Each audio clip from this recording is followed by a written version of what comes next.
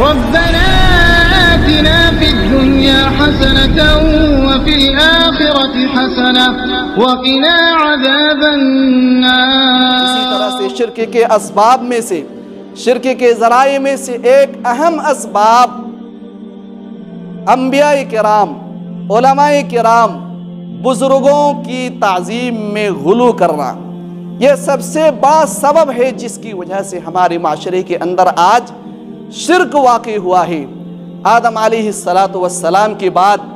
سے لے کر نوح علیہ السلام تک 10 صدیاں گزری، جس میں سارے لوگ توحید پر قائم تھے، سارے لوگ موحدین ہوا کرتے تھے، لیکن نوح علیہ السلام کی قوم میں شیطان آیا اور انہوں نے قوم کو ورگلایا، اور شرک نوح علیہ السلام کی قوم میں سب سے پہلے واقع ہوا۔ اللہ تعالیٰ نے قرآن مجید کے اندر سورۃ النوح کے اندر فرمایا وَقَالُوا لَا تَذَرُنَّ آلِهَتَكُمْ وَلَا تَذَرُنَّ وَدًّا وَلَا سُوَاعًا وَلَا يَغُوثَ وَيَعُوقَ وَنَسْرًا۔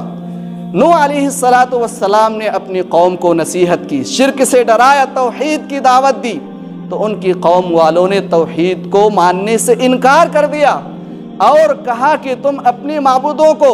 جو غیر اللہ کے علاوہ جن کی تم عبادت کر رہے ہو ان کو نہ چھوڑو۔ وَلَا تَذَرُنَّ وَدًّا وَلَا سُوَاعًا وَلَا يَغُوثَ وَيَعُوقَ وَنَسْرًا، اور تم ود کو، یغوث کو، یعوق اور نصر وغیرہ جن کی وہ عبادت کرتے تھے ان کو بھی نہ چھوڑو۔ حضرت ابن عباس رضی اللہ تعالی عنہما، جن کا قول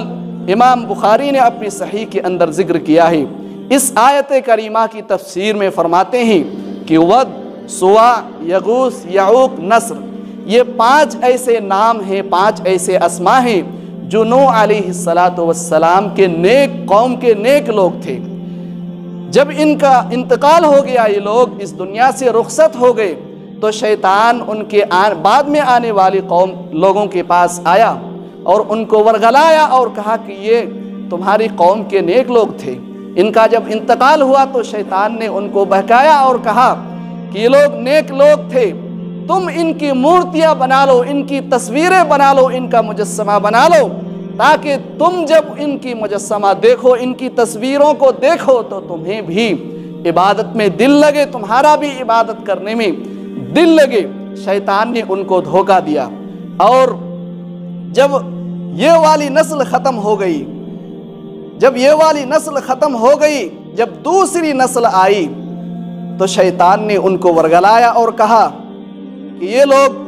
جن کی یہ مجسمہ تم دیکھ رہے ہو، تم سے پہلے جو لوگ تھے وہ ان کی عبادت کیا کرتے تھے، لہذا تم بھی ان کی عبادت کیا کرو۔ اور اس طرح سے نوح علیہ السلام کی قوم میں شرک واقع ہوا۔ ابن عباس رضی اللہ تعالی عنہما کی اس قول اور اس تفسیر کی روشنی میں ہمیں کئی باتیں معلوم ہوتی ہے۔ سب سے پہلی چیز تو یہ ہے کہ نوح علیہ السلام سے پہلے جو 10 صدیاں گزری ہے اس کے اندر سارے لوگ توحید پر تھے، توحید پر وہ قائم تھے، وہاں پر شرک واقع نہیں ہوا تھا۔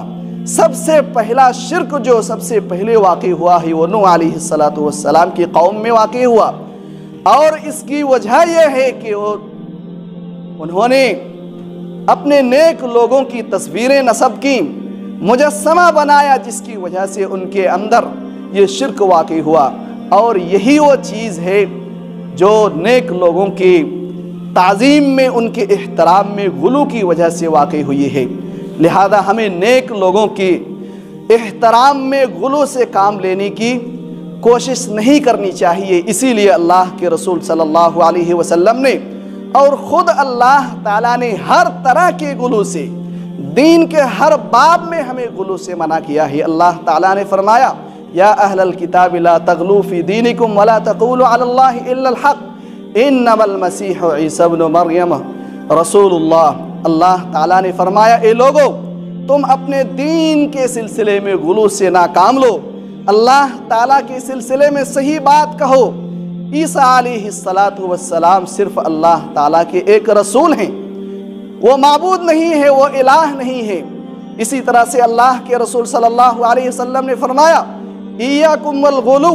فانما اہلک من کان قبلکم الغلو فی الدین، تم لوگ غلو سے بچو، کیونکہ غلو کی وجہ سے تم سے پہلے کی جو قومیں ہیں وہ تباہ و برباد ہو گئی ہیں، تم لوگ غلو سے بچو۔